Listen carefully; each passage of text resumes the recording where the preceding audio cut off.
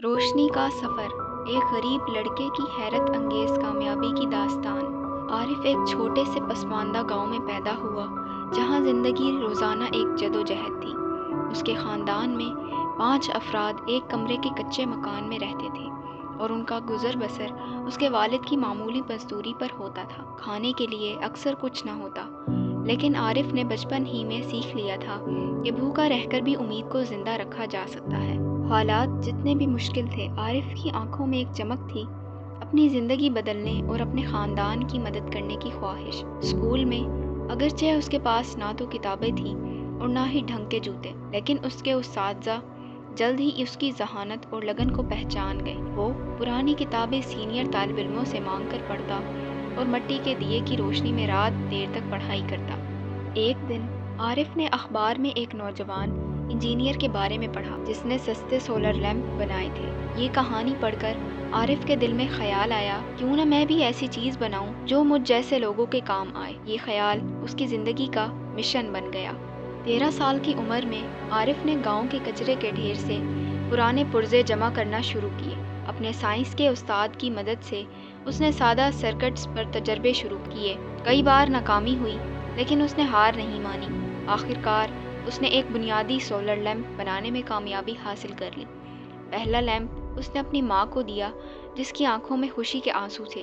جلد ہی گاؤں میں عارف کے لیمپ کا چرچا ہونے لگا۔ مقامی کسان اور مزدور جو شام کے بعد بھی کام کرتے تھے، عارف سے لیمپ خریدنے کی درخواست کرنے لگے۔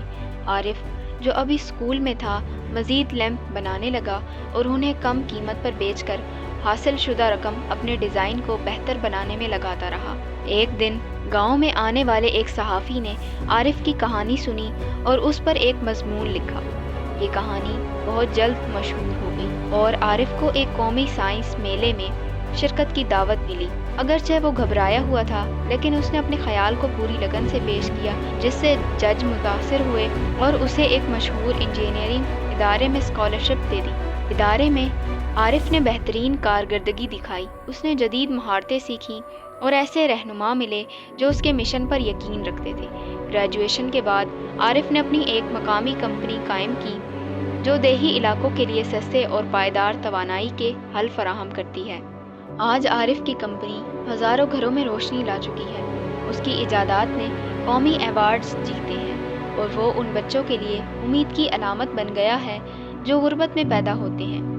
عارف اکثر اپنے گاؤں کا دورہ کرتا ہے، نہ صرف مدد کے لیے بلکہ دوسروں کو یہ ترغیب دینے کے لیے کہ وہ بھی اپنی مشکلات سے آگے دیکھ سکیں۔ عارف کی کہانی، جو ایک ننگے پاؤں لڑکے سے شروع ہو کر ایک کامیاب بزنس مین تک پہنچی، یہ ثابت کرتی ہے کہ عزم، محنت اور علم حاصل کرنے کی خواہش سے دنیا کا اندھیرا بھی روشن کیا جا سکتا ہے۔